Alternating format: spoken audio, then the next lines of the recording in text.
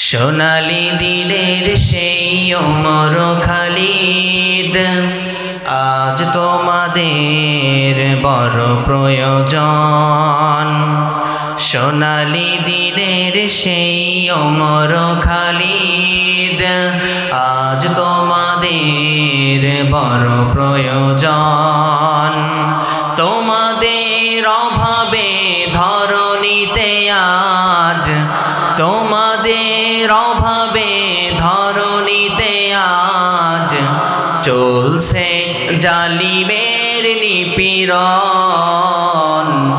আজ তোমাদের বড় প্রয়োজন। তোমরাই পেরেছিলে খোদার জমিনে দিতে মানুষের নিরাপত্তা। তোমরাই ফিরিয়ে এনেছিলে ধরাতে শ্রেষ্ঠতম মানবতা। আজ তোমাদের অভাবে মাজলুম জনতা তিলে তিলে সয়ে যায় জ্বালাতন।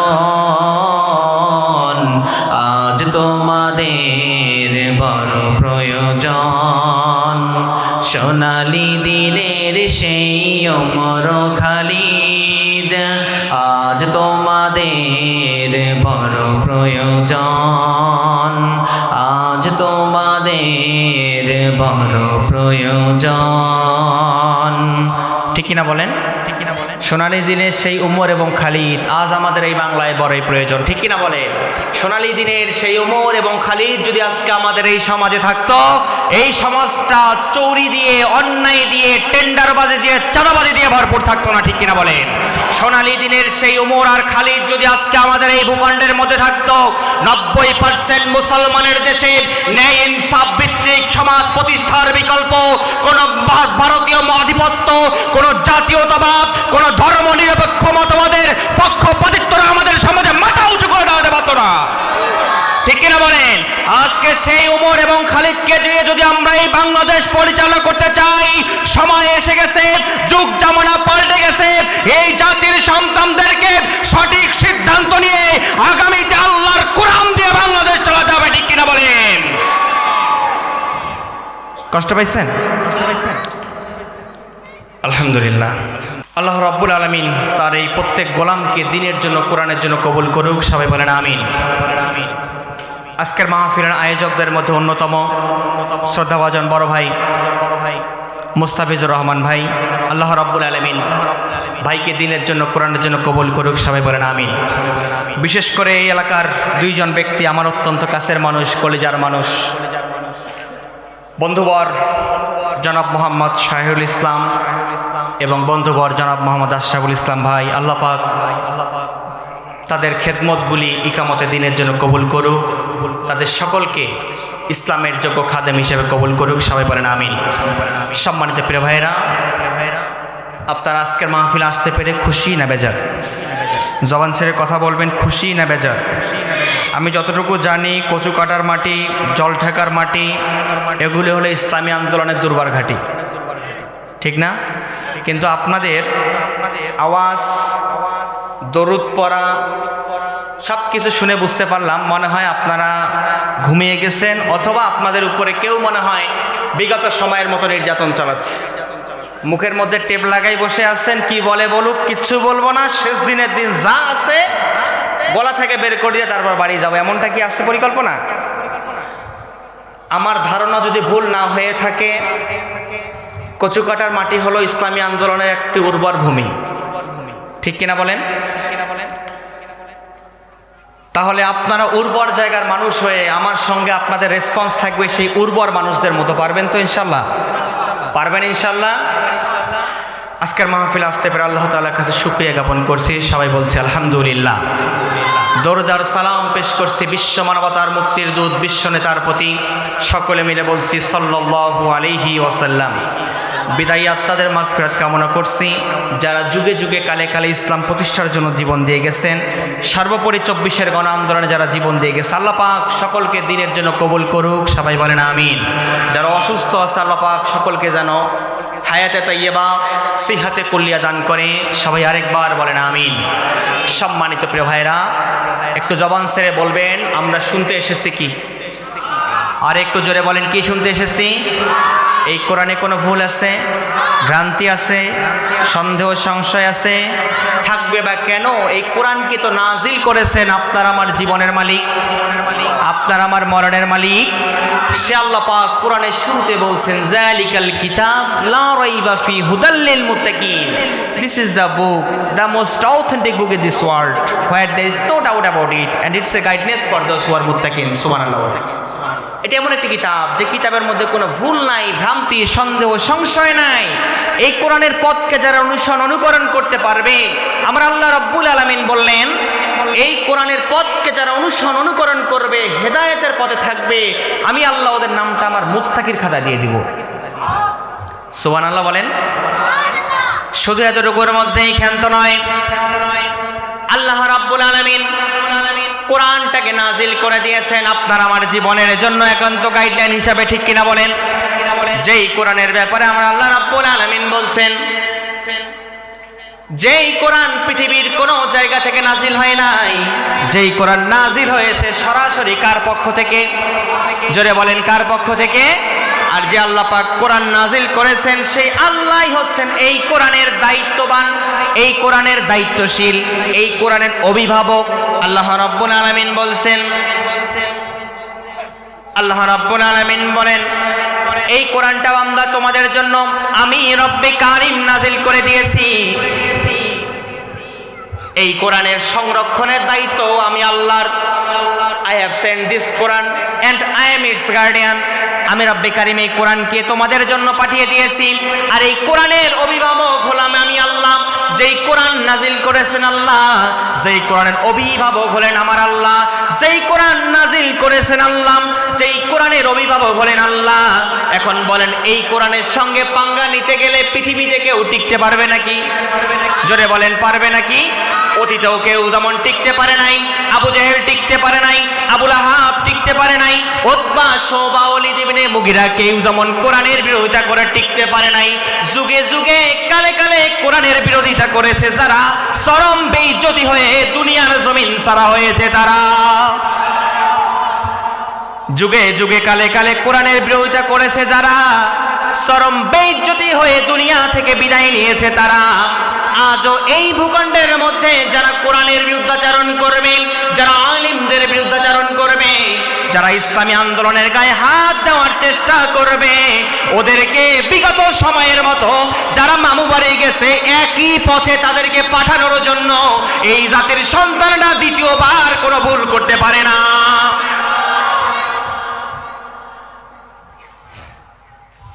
যেই কোরআন আল্লাহ রাব্বুল আলামিন আপনার আমার জীবনের জন্য নাজিল করে দিয়েছেন, মানব জাতির হেদায়েতের জন্য, হুদাল লিন্নাস, এই কোরআন তো হলো মানব জাতির হেদায়েতের কিতাব, ঠিক কিনা বলেন? আল্লাহ রাব্বুল আলামিন সূরা তাহার মধ্যে আয়াতে কারিমা অবতীর্ণ করে জানাই দিলেন, আল্লাহ রাব্বুল আলামিন বলেন তাহা মা আনজালনা আলাইকাল কুরআনা লিতাশকা। আল্লাহু আকবার বলেন।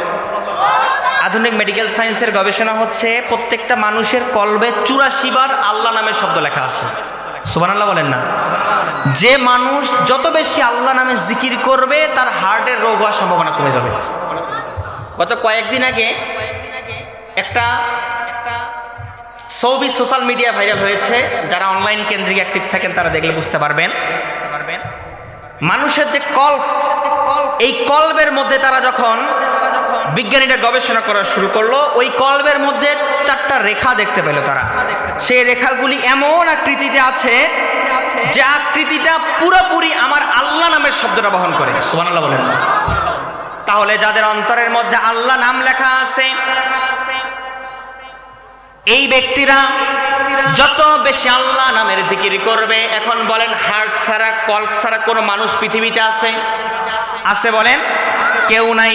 প্রত্যেকটা মানুষ আল্লাহ রাব্বুল আলামিন যে হার্ট দিয়েছেন, যে কলব দিয়েছেন, তাদের কলবের মধ্যে আল্লাহ নামের শব্দ লেখা আছে। যে মানুষ যত বেশি আল্লাহ নামের জিকির করবে, আল্লাহ পাক তার অন্তরের রোগ তত তাড়াতাড়ি দূর করে দিবেন।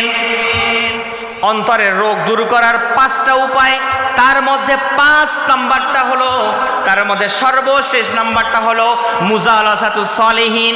কোন বান্দা যদি নেককার আল্লাহওয়ালা ব্যক্তিদের সামনে কোরআন শোনার জন্য, কোরআন মানার জন্য কোন দারসুল কোরআন প্রোগ্রামের মধ্যে চলে যায়, তাফসীর প্রোগ্রামের মধ্যে চলে আসে, আমার আল্লাহ রাব্বুল আলামিন বলেন, আমার রাসূলকে দিয়ে এই কথাটা, নবীজিকে দিয়ে আল্লাহ রাব্বুল আলামিন বলেছেন, কোন বান্দা যখন কোন আল্লাহওয়ালা ব্যক্তির সামনে বসে কোরআন থেকে কথা শুনবে, আমার আল্লাহ রাব্বুল আলামিন ওই বান্দার জীবন থেকে তার জীবনের গুনাহগুলিকে মাফ করে দিবেন। তাহলে কোরআন শুনতে আসলে যদি আপনার আমার জীবনে গুনাহ মাফ হয়, আপনার আমার এই মাহফিলে এসে লাভ না লস? লাভ না লস? এখন আসেন সামনের দিকে যে আল্লাহ রাব্বুল আলামিন সূরা তাহার আয়াতে কারিমা আমার নবীর উপরে যখন নাজিল করলেন আসমান থেকে, তাহা এগুলি হচ্ছে হুরুফি মুকাত্তাত। এর অর্থ আল্লাহু আ'লাম, আল্লাহ ভালোই জানেন।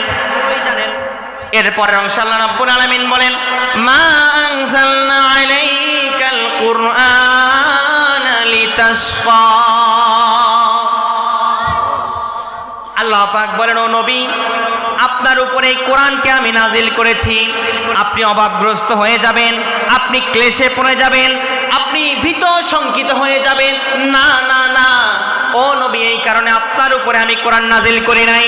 আমি আল্লাহ রাব্বুল আলামিন আপনার উপরে কোরআনকে নাজিল করে দিয়েছি লিতাশকা। লিতাশকা শব্দের ব্যাখ্যা মুফাসসির কিরামগণ লিখেছেন।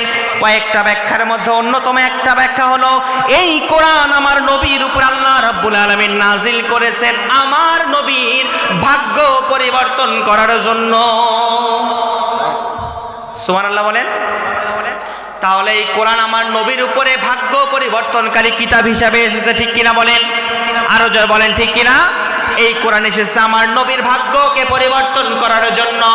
যেই কোরআন আমার নবীর ভাগ্য পরিবর্তন করার জন্য দুনিয়াতে এসেছে, এই পৃথিবীর জমিনে আশরাফুল মাখলুকাত হয়ে, সৃষ্টির সেরা জীব হয়ে আপনি আমি এই কোরআন ছাড়া কিভাবে নিজের ভাগ্যকে পরিবর্তন করানোর চিন্তা করি? একটু নিজের বিবেককে প্রশ্ন করে দেখেন। যেই কিতাব ছাড়া আমার নবীর ভাগ্য পরিবর্তন হয় নাই, তাহলে 90% মুসলমানের দেশ বাংলাদেশ, 56,000 বর্গ মাইলের দেশ বাংলাদেশ, এই বাংলাদেশের মানুষদের ভাগ্য পরিবর্তন করাতে হলে এই কোরআনের সঙ্গে থেকে এই কোরআন দিয়ে আগামীর বাংলাদেশ চালাতে হবে। তাহলে যেই কিতাব আমার নবীর উপরে নাজিল হয়েছে রাসূলের ভাগ্যকে পরিবর্তন করার জন্য, আর আপনি আমি মুসলিম উম্মাহ আল্লাহর বান্দা রাসূলের উম্মত হয়ে পৃথিবীতে আসার পরে এই কোরআনকে বাদ দিয়ে কিভাবে ব্যক্তি, পরিবার, সমাজ, এলাকা, রাষ্ট্র, ওই যে সমাজতন্ত্র, ধর্মনিরপেক্ষ মতবাদ, এরপরে জাতীয়তাবাদী মতবাদকে বিশ্বাস করে আপনি আমি কিভাবে আল্লাহর কোরআনকে বাদ দিয়ে মানবরচিত আইনের পক্ষে থাকি? একটিবার বিবেককে প্রশ্ন করেন। তার মানে যে এই কোরআন আমার নবীকে, নবীর ভাগ্য পরিবর্তন করার জন্য এসেছে। তাহলে বলেন তো দেখি, এই কোরআনের সঙ্গে থাকলে আপনার আমার লাভ না লস? আপনার আমার জীবনে ভাগ্য পরিবর্তন হবে কিনা বলেন? তাহলে সময় এসে গেছে, যুগ জামানা পাল্টে গেছে। আমাদের ভাগ্যকে পরিবর্তন করার জন্য কোন মানুষের দিকে ছুটে নয়, কোন নেতার দিকে ছুটে নয়, কোন দলের দিকে, কোন আদর্শের দিকে ছুটে নয়। আপনাকে আমাকে চূড়ান্ত শপথ গ্রহণ করতে হবে, যাদের কাছে আল্লাহর কোরআন থাকবে তাদের সঙ্গে থেকে আগামীর বাংলাদেশটা আল্লাহর কোরআন দিয়ে বিনির্মাণ করতে হবে। সম্মানিত প্রিয় ভাইরা, তাহলে এতটুকু বিষয় আমি আপনাদের কাছে এখন জানতে চাই। এই কোরআনের সঙ্গে থাকলে যদি আপনার আমার ভাগ্য পরিবর্তন হয়, আমার রাসূলের ভাগ্য পরিবর্তন হয়েছিল, আপনার আমারও ভাগ্য পরিবর্তন হবে কিনা বলেন? হবে কিনা বলেন? হবে। তাহলে এই কোরআনের সঙ্গে আপনার আমার থাকার দরকার আছে না নাই? আরো জোরে বলেন, আছে না নাই? আল্লাহ পাক আমাদের সকলকে কোরআনের সঙ্গে থেকে ব্যক্তি, পরিবার, সমাজ, রাষ্ট্র গঠন করার তৌফিক দান করুক। সবাই বলেন আমিন। আর একটু জোরে বলেন আমিন। সম্মানিত প্রিয় ভাইরা, এখন আসেন সরাসরি আমি আমার মূল আলোচনায় যেতে চাই। প্রত্যেকটা মাহফিলেই কম বেশি গতানুগতিক একটা বিষয় আলোচনা শোনা হয়, সে আলোচনাটি হলো দিন কায়েম। ঠিক কিনা বলেন? কোরআনের মুফাসসিররা দিন কায়েমের উপরে অগণিত কথা বলেন, কিন্তু আমি আপনাদের সামনে একটু ব্যতিক্রম ভাবে আজকে উপস্থাপন করতে চাই পয়গম্বর মুসা আলাইহিস সালামের জীবনী থেকে। যে আল্লাহ পাক পয়গম্বর মুসাকে এমন একটি সময় প্রেরণ করেছিলেন যেই সময়ে তার রাষ্ট্রের নেতা নিজেকে রব হিসাবে দাবি করত। কি হিসাবে দাবি করত? নিজেকে রব হিসাবে দাবি করত। পয়গম্বর মুসার সেই সময়কার তার রবের নামটা কি বলেন তো? জোরে বলেন, কি নাম? ফেরাউন। ফেরাউন ভালো না খারাপ? ফেরাউন ভালো শাসক না স্বৈর শাসক? জোরে বলেন, স্বৈর শাসক। সম্মানিত প্রিয় ভাইয়েরা, আমার একটু ভালো করে গভীর মনোযোগ দিবেন। নির্ধারিত সময়ের ভিতরে আমার আলোচনাটাকে আমি দাঁড় করাতে চাই। আমার আল্লাহ রাব্বুল আলামিন যখন পরিকল্পনা গ্রহণ করলেন, আল্লাহ রাব্বুল আলামিন যখন কোনো কিছুর পরিকল্পনা গ্রহণ করেন, আমার আল্লাহ যদি বলে কোন, সেটা সঙ্গে সঙ্গে কি হয়? ফায়াকুন। আমার আল্লাহ বলা মাত্রই সেটা হয়ে যায়, এতে কোনো সন্দেহ থাকবেই বা কেন? আপনাকে আমাকে সৃষ্টি করার সময় আল্লাহ রাব্বুল আলামিন যখন ফেরেশতাদেরকে বলল, ও আমার ফেরেশতারা, আমি দুনিয়াতে আমার প্রতিনিধি পাঠাবো। আল্লাহ কার প্রতিনিধি পাঠানোর পরিকল্পনা করলেন? আল্লাহর প্রতিনিধি পাঠানোর পরিকল্পনা করলেন। এমত অবস্থায় ফেরেশতারা তখন বলল, আল্লাহ আপনি এদেরকে কেন দুনিয়ার জমিনে প্রেরণ করবেন? এরা তো দুনিয়ার জমিনে যাবে, মারামারি করবে, কাটাকাটি করবে, রক্তপাত করবে, দাঙ্গা হাঙ্গামা করবে। আল্লাহ আমরা তো আপনার তাসবিহ তাহলিল করতেছি, জিকির আজগার করতেছি, আল্লাহ এটাই তো আপনার জন্য যথেষ্ট। কিন্তু আমার আল্লাহ যে সিদ্ধান্ত নিয়েছে, এই সিদ্ধান্ত থেকে আল্লাহ কি কখনো দূরে সরে যাবে? বলেন। আমার আল্লাহ সেই সিদ্ধান্ত গ্রহণ করে আদমকে তৈরি করলো, সেখান থেকে হাওয়াকে তৈরি করলো। আদম এবং হাওয়া থেকে নিয়ে শুরু করে আজ পর্যন্ত আপনি আমি কিয়ামতে আসার শেষ মানুষ পর্যন্ত প্রত্যেককে আমরা আদমের সন্তান। কার সন্তান? আরো জোরে বলেন, কার সন্তান? আদমের সন্তান।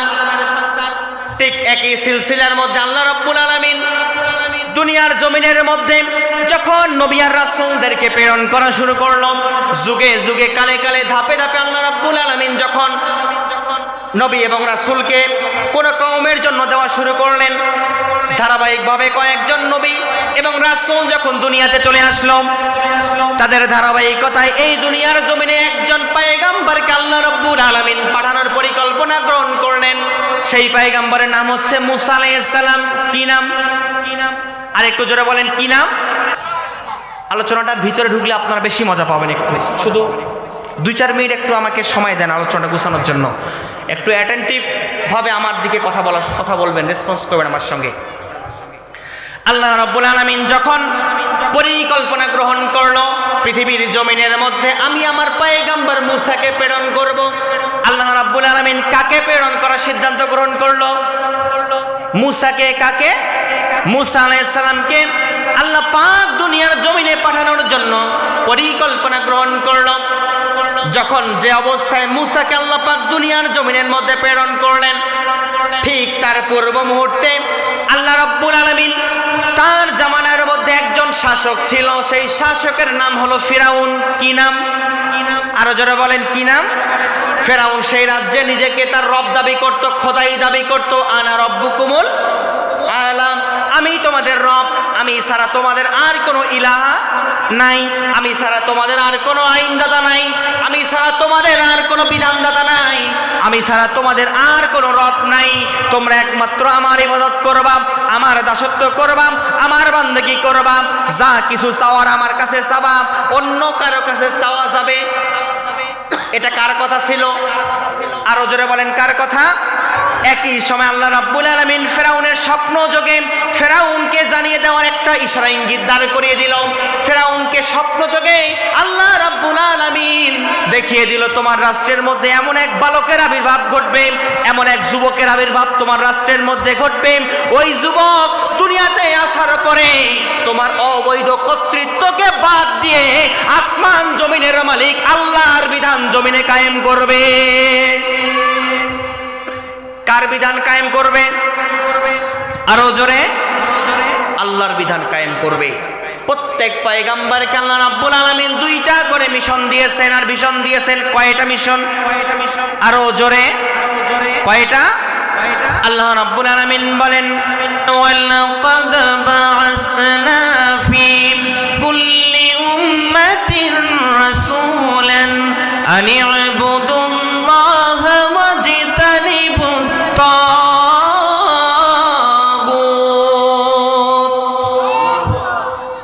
প্রত্যেক নবী এবং রাসূলদের মিশন আর মিশন আমার আল্লাহ রাব্বুল আলামিন দিয়েছেন এক আল্লাহর ইবাদত করা। কার ইবাদত? আরো জোরে, এক আল্লাহর ইবাদত করা আর তাগুতকে পরিহার করা। তাগুত কারা? আল্লাহর আইনের বিরুদ্ধাচরণ যারাই করে তারাই হলো তাগুত। তারা কি? তাহলে নবী আর রাসূলদের পাঠানোর মিশন আর ভিশন কয়টা? তার মানে পয়গম্বর মুসা দুনিয়ার জমিনে আসবে। ফেরাউন যে স্বপ্ন দেখেছিল, ফেরাউন যে স্বপ্ন যোগে আল্লাহ রাব্বুল আলামিন তাকে যে কিছু নমুনা দেখিয়ে দিয়েছেন, তার মধ্যে অন্যতম একটা নমুনা হলো এই ভূখণ্ডের মধ্যে, ওই মিশরের জমিনের মধ্যে এমন এক বালকের আবির্ভাব ঘটবে ফেরাউনের শাসনামলে। ওই যুবক আবির্ভাবের কারণে আল্লাহর পক্ষ থেকে খেলাফত প্রাপ্ত হওয়ার পরে ওই যুবক ফেরাউনের অবৈধ কর্তৃত্বকে দুনিয়ার জমিন থেকে বিতাড়িত করে দিয়ে আসমান জমিনের মালিক আল্লাহর বিধান কায়েম করবে। ঠিক কিনা বলেন? পয়গম্বর মুসার আগমনের কথা শুনে ফেরাউন ভীত শঙ্কিত হয়ে গেল। মন্ত্রী পরিষদে বোর্ড গঠন করা শুরু করলো। যেখানেই ছেলে সন্তান জন্মগ্রহণ করবে তাদেরকে ধরে ধরে মেরে ফেলতে হবে। কি করতে হবে? জোরে বলেন, মেরে ফেলতে হবে। ছেলে সন্তান জন্ম নিলেই মেরে ফেলতে হবে।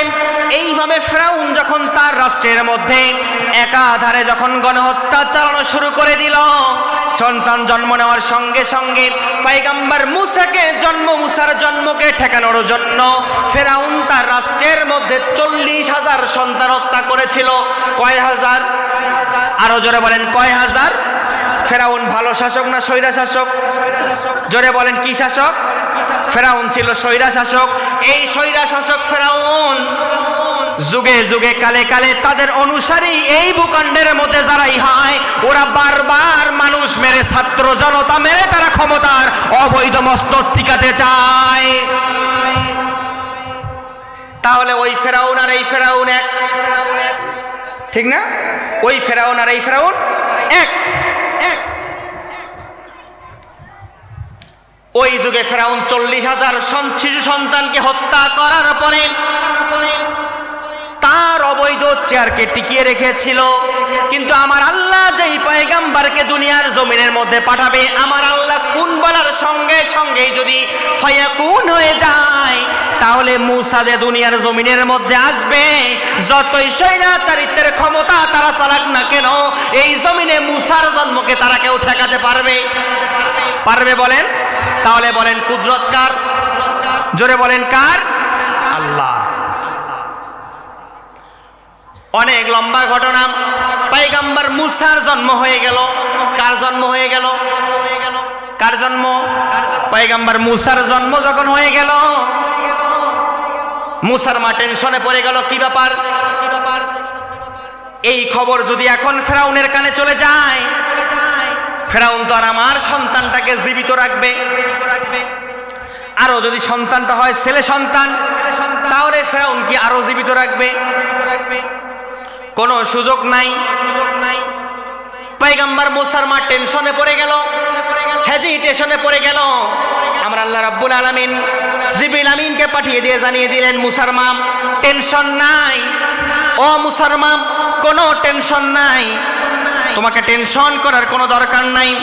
তোমার মুসাকে আমি রব্বে কারীম তোমার মূসাকে আমি রব্বে কারীম, যেই মূসার জন্মকে ফেরাউন ঠেকাতে চেয়েছিল, ওই মূসাকে আমি আল্লাহ ফেরাউনের রাজদরবারে নিয়ে গিয়ে ওর অর্থায়নে রেখে ওর রাষ্ট্রীয় সম্পদ তোমার মূসাকে ভক্ষণ করিয়ে আসমান জমিনের মালিক আল্লাহর বিধানেই জমিনে কায়েম করাবো। পরিকল্পনা কার? আরো জোরে বলেন, কার পরিকল্পনা? আল্লাহর পরিকল্পনা। শুধু এতটুকুর মধ্যে নয়, মূসার মা যখন মানতে চায় না, আমার আল্লাহ যে কথাটা মূসার মাকে তখন শুনিয়ে দিয়েছিল, এই কথাটা আমার আল্লাহ এত পছন্দ হয়েছিল, যেই কথাটা মূসার মাকে আল্লাহ পাক তখন বলেছিল, একই কথা আল্লাহ রাব্বুল আলামিন কোরআনের আয়াত করে নাজিল করে দিয়েছেন। সুবহানাল্লাহ বলেন। পয়গম্বর মূসার মাকে আল্লাহ রাব্বুল আলামিন যখন বললাম, তোর মূসাকে ফেরাউনের দরবারে রেখে আমি রব তোর মূসাকে ফেরাউনের দরবারের মধ্যে রেখে ওয়াজাইলুহু মিনাল মুরসালিন, আমি রব্বে কারীম তোর মূসাকে এমনি এমনি রাখবো না। আগামীতে একটা সময় চলে আসবে, যেই সময়ের মধ্যে তোর মূসাকে আগামীর রাষ্ট্রপতি বানিয়ে দিব। তার মানে রাষ্ট্রের দায়িত্ব আল্লাহ পাক কাকে দেওয়ার পরিকল্পনা করলেন? আরো জোরে, যে আল্লাহ পাক মূসাকে রাষ্ট্রের দায়িত্ব দেওয়ার পরিকল্পনা করলেন, ওই একই আল্লাহর জমিনের মধ্যে তারা যদি অবৈধ কর্তৃত্ব টিকাতে চায়, তাদের ক্ষমতা কি টিকবে নাকি?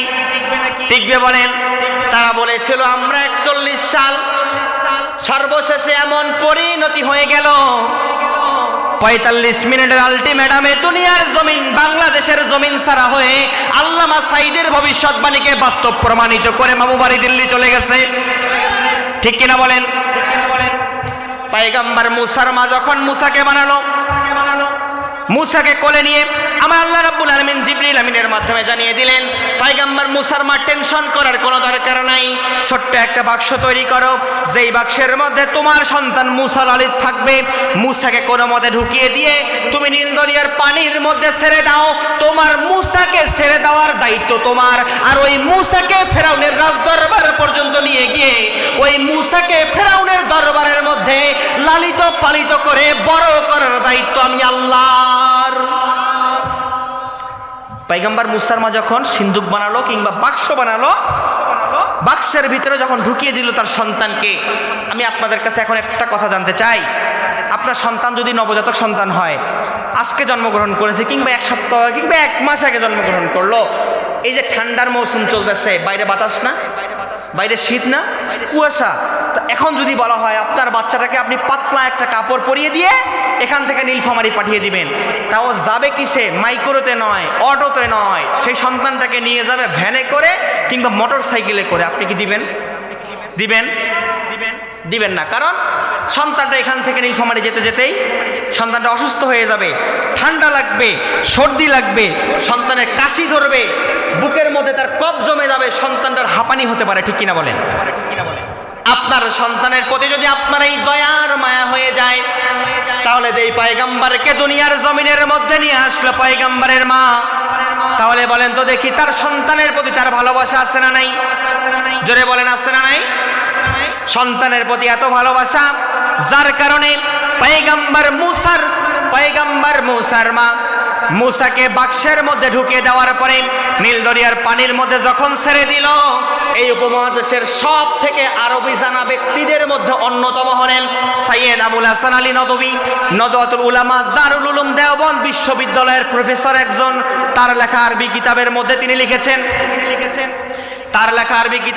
তিনি লিখেছেন, পয়গম্বর মূসাকে যখন নীল দরিয়ার পানির মধ্যে ভাসিয়ে দিল, পয়গম্বর মূসার বাক্সটা আমাদের কাছে মনে হয় আল্লাহ রাব্বুল আলামিন আসমান থেকে ফেরেশতা যাকে পাঠিয়ে দিয়ে ওই সমুদ্রের পানিগুলি মূসার সেই সিন্দুকের মধ্যে চুমা দিতে দিতে ফেরাউনের রাজদরবারে পর্যন্ত নিয়ে গেছে। আল্লাহু আকবার বলেন। যুগে যুগে কালে কালে আল্লাহ পাক যত পয়গম্বর প্রেরণ করেছেন তাদেরকে 3টা করে বৈশিষ্ট্য দিয়েছেন। কয়টা? জোরে বলেন, কয়টা? 3টা বৈশিষ্ট্য দিয়েছেন। তার মধ্যে একটা বৈশিষ্ট্য হলো পয়গম্বরের শক্তি আর সাধারণ মানুষের শক্তি কখনো এক শক্তি হতে পারে না। 2 নম্বর দিয়েছেন প্রত্যেক পয়গম্বরকে আল্লাহ রাব্বুল আলামিন একটা করে মুজিজা। কি দিয়েছেন? মুজিজা প্রত্যেক নবীরই একটা করে কিন্তু আলাদা মুজিজা আছে। যেমন আমার রাসূলের মুজিজা হলো আল্লাহর কোরআন, ঠিক কিনা বলেন? পয়গম্বর মুসার অনেক বেশ কিছু মুজিজা ছিল। একটা মুজিজা শুধু আলোচনার শেষ পয়েন্টে বলবো। এখন আসেন 3 নাম্বার মুজিজা। পয়গম্বর মুসাকে আমার আল্লাহ রাব্বুল আলামিন দান করেছেন। প্রত্যেক পয়গম্বরকে যে বৈশিষ্ট্যটা দান করেছেন, ওই পয়গম্বরদেরকে ওই জামানার মধ্যে, ওই যুগের মধ্যে, ওই কালের মধ্যে সব থেকে শ্রেষ্ঠ সৌন্দর্য আল্লাহ পাক তার পয়গম্বরদেরকে দিয়েছেন। তাহলে প্রত্যেক পয়গম্বরদেরকে কয়টা বৈশিষ্ট্য দিয়েছেন? জোরে বলেন কয়টা? আর পয়গম্বর মুসাকে আল্লাহ রাব্বুল আলামিন এক্সট্রা একটা মুজিজা এখানে দিয়ে দিলেন। সেই মুজিজা হলো বাক্সের মধ্যে সন্তানকে ঢুকিয়ে দেওয়ার সঙ্গে সঙ্গে আসমান থেকে ফেরেশতা পাঠিয়ে দিয়েছেন। সমুদ্রের মধ্যে, উত্তাল সমুদ্র ঢেউয়ের মধ্যে আপনি যদি একটা বাক্স ছেড়ে দেন, সেই বাক্সটা কি স্বাভাবিকভাবে যাবে না জোরে যাবে? স্বাভাবিক না জোরে? নদীর মধ্যে স্রোত যাচ্ছে, আর আপনি যদি একটা গামলা ওখানে ছেড়ে দেন বা একটা বাক্স ছেড়ে দেন, এই বাক্স কি আর ভালোভাবে যাবে না একেবারে যেমনে সেমনে দুমড়ে মুচড়ে চলে যাবে, তুমড়ে মুচড়ে চলে যাবে? পয়গম্বর মুসার সেই সিন্দুকটা, বাক্সটা এত সুন্দরভাবে যাচ্ছিল, পয়গম্বর মুসা ভিতরে একটু বুঝতেছে না তিনি কোথায় যাচ্ছেন। ছোট্ট বালক, কিচ্ছু বুঝতেছে না, নবজাতক সন্তান। এই সমুদ্রের পানিগুলি বাক্সর গায়ের মধ্যে চুমা দিতে দিতে ফেরাউনের রাজদরবারে নিয়ে গেছে।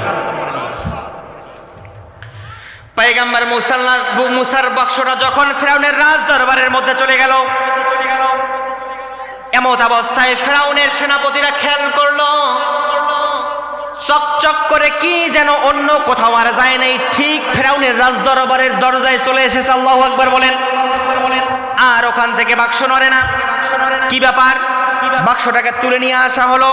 এত সুন্দর বাক্স, এত চকচকে বাক্স তো আর জীবনে কোনোদিন আমরা দেখি। তার সেনাপতিরা বলছেন এত সুন্দর বাক্স তো আমরা আর কোনোদিন চোখে দেখি নাই। তারা চিন্তা করলো কি ব্যাপার, বাক্সের ভিতরে কি থাকতে পারে? তাদের ইন্টেলিজেন্স ফোর্সকে ডাক দিল, তাদের গোয়েন্দা বাহিনীকে ডাক দিল, তাদের যত বিশেষজ্ঞ ব্যক্তিরা আছে তাদেরকে ডাক দেওয়া হলো। একই সময়ের মধ্যে তাদের রাষ্ট্রের প্রশাসনিক কর্মকর্তা আসার পরে বাক্সটাকে হাতে নেওয়ার পরে যখন কান দিয়ে শোনা শুরু করে দিল, এমত অবস্থায় ভিতর থেকে পয়গম্বর মুসা কোয়া কোয়া করে কান্নার আওয়াজ দিয়ে দিল। আল্লাহু আকবার বলেন। চিন্তায় পড়ে গেল কি ব্যাপার, বাক্সের ভিতরে বাচ্চার কান্নার আওয়াজ। এটা বাচ্চার কান্নার আওয়াজ নাকি বোমার শব্দ আমরা তো কিছুই বুঝতে পারি না। যদি এটা এমনই হয়, যদি বোমা হয়ে যায়, তাহলে যদি ফুটে যায় তা রাজদরবারে আমরা সব শেষ। আর ফেরাউনেরও অবৈধ কর্তৃত্ব চলবে না। তারা তখন চিন্তা করলো কি ব্যাপার, এখন কি করা যায়? হঠাৎ করে সাহস করে একজন যখন দরজাটা খুললো, বাক্সের তালা যখন খুললো, হঠাৎ করে আলোক ঝলকানির মতো করে ওই যে পয়গম্বরদের চেহারার যে নূর আল্লাহ পাক তাদেরকে দিয়েছেন, সৌন্দর্য দিয়েছেন, এমন সৌন্দর্যের ঝলকানি নবজাতক সন্তানটা থেকে ওই যে তার প্রশাসনিক কর্মকর্তা, তার গোয়েন্দা বাহিনী, তার সেনাবাহিনীরা এমনভাবে তারা খেয়াল করে দেখলো বাক্সের ঢাকনা খোলার সঙ্গে সঙ্গে পয়গম্বর মুসার চেহারার নূরের ঝলকানিতে তাদের চোখগুলি ঝলসে গেল। আল্লাহু আকবার বলেন। হঠাৎ করে আপনার চোখের মধ্যে যদি একটা বেশি পাওয়ার লাইট মারা হয় কেমন লাগবে বলেন তো? চোখ দিয়ে একটু পানি বের হবে কিংবা ঝিলমিল করবে চোখ। এমত অবস্থায় তারা চিন্তা করলো কিরে এত সুন্দর বালক আমরা তো জীবনে কখনো দেখি নাই। আল্লাহু আকবার বলেন। এত সুন্দর বালক আমরা তো জীবনে কখনো দেখি নাই। তারা তখন চিন্তা করলো এই সন্তানটাকে আমাদের কারো কাছে রাখা যাবে না, যেহেতু ছেলে সন্তান, ফেরাউন যদি জানতে পারে এই সন্তানটাকে তো হত্যা করে ফেলবে, ঠিক কিনা বলেন? তারা ডাক দিয়ে দিল আম্মা আসিয়াকে। আম্মা আসিয়াকে ডাক দিয়ে নিয়ে আসার পরে বললাম, ও মা আসিয়া, এই যে দেখছো ফুটফুটে একটা সন্তান, এই সন্তানটা নদীর পানিতে ভেসে ভেসে আমাদের কাছে এসেছে। বাক্সের মধ্যে ছিল, বাক্স খোলার পরে আমরা দেখি এই সন্তানটাকে আমরা বের করে নিয়ে এসেছি। আম্মা আসিয়া সঙ্গে সঙ্গে সন্তানটাকে যখন কোলে নিতে গেল, যে কথাটা আম্মা আসিয়া মুখ দিয়ে বলেছিল, আমরা আল্লাহ রাব্বুল আলামিন সেই কথাটা কোরআনের আয়াত করে নাজিল করে দিয়েছেন। সুবহানাল্লাহ বলেন। আসিয়া তখন বলল, কুররাতু আইনুল লি, এই সন্তানটাকে দেখার সঙ্গে সঙ্গে আমি আসিয়ার কলিজাটা বড়ই ঠান্ডা হয়ে গেছে। আল্লাহু আকবার বলেন। ফেরাউনের সঙ্গে দীর্ঘদিন বৈবাহিক জীবন অতিক্রান্ত করার পরে আমাদের তো কোনো বাচ্চা নাই, কোনো সন্তান আমাদের নাই। এই সন্তানটাকে দেখার সঙ্গে সঙ্গে আমার কলিজা ঠান্ডা হয়ে গেছে। এখন বলেন তো এই কারিশমাটা কার? জোরে বলেন কার? এই কারিশমাটা হলো আমার আল্লাহ রাব্বুল আলামিনের। কারণ আমার আল্লাহ রাব্বুল আলামিন মুসার মাকে ওয়াদা দিয়ে দিয়েছিল, ও মুসার মা, তোমার সন্তানটাকে তুমি সমুদ্রের পানিতে শুধু ভাসিয়ে দাও, আর তোমার সন্তানটাকে খাবার নিয়ে টেনশন করা লাগবে না, রিজিক নিয়ে টেনশন করা লাগবে না, ওর হায়াত মৌত নিয়ে টেনশন করা লাগবে না। তোমার সন্তানটাকে ফেরাউনের দরবারে নিয়ে যাওয়ার পরে রাষ্ট্রীয় প্রটোকলে ওই সন্তানটাকে আমি বড় করব। ওয়াদাটা কার? জোরে বলেন কার? ওয়াদা হলো আমার আল্লাহর। আমার আল্লাহ যেটা ওয়াদা করে সেই ওয়াদা কি কখনো নিষ্ফলে যায়? সেই ওয়াদা কখনো বিফলে যায়? আমার আল্লাহ মুমিনদের জন্য ওয়াদা করেছেন, ওয়াকানা হাক্কান আলাইনা নাসরুল মুমিনিন। আমার আল্লাহ পাক ওয়াদা করেছিলেন মুমিনদেরকে আল্লাহ রাব্বুল আলামিন আসমান থেকে সাহায্য করবেন। বদরের প্রান্তরে আমার আল্লাহ রাব্বুল আলামিন মুমিনদেরকে 5000 সৈন্য পাঠিয়ে দিয়ে সাহায্য করেছেন। বদরের প্রান্তরের পরে আমার আল্লাহ রাব্বুল আলামিন উহুদের মধ্যে মুসলমানদেরকে সাময়িক পরাজয় দান করেছেন। এরপরে আল্লাহ রাব্বুল আলামিন উহুদের পরবর্তী সময়ে খন্দক, খায়বারের মতো যুদ্ধের মধ্যে মুসলমানদেরকে বিজয় দান করেছেন। সর্বশেষ ফতে মক্কার মতো জায়গায় আমার আল্লাহ রাব্বুল আলামিন মক্কা বিজয় করে এটা প্রমাণ করে দিয়েছেন, কোরআনের পক্ষের মানুষ হবে যারা, ইসলামের পক্ষের মানুষ হবে যারা, ইসলামী আন্দোলনের পক্ষের মানুষ হবে যারা, যুগে যুগে কালে কালে ওদের সংখ্যা কম হতে পারে, আসমান থেকে গায়েবী সাহায্য পাঠিয়ে দিয়ে আমার আল্লাহ রাব্বুল আলামিন তার ইসলামের দলকে বিজয় করবেন। ওয়াদাটা কার? আরো জোরে বলেন কার? আমার আল্লাহর ওয়াদা হলো যুগে যুগে কালে কালে মুমিনদেরকে সাহায্য করা আমার আল্লাহর জন্য ফরজ। কি বলেন? ফরজ কি? ফরজ। ওয়াকানা হাক্কান আলাইনা নাসরুল মুমিনিন। মুমিনদেরকে যুগে যুগে কালে কালে সাহায্য করা কার ফরজ? আল্লাহর ফরজ। আল্লাহর ফরজ যদি মুমিনদেরকে সাহায্য করা হয়, প্রত্যক্ষ চোখে অন্য কিছু দেখে বিশ্বাস করেন আর নাই করেন, 24-এর আন্দোলন থেকে বিশ্বাস করেন আমার আল্লাহ মুমিনদের সঙ্গে থাকেন। আমার আল্লাহ জালিমদেরকে ছাড় দেয়, কখনো ছেড়ে দেয় না।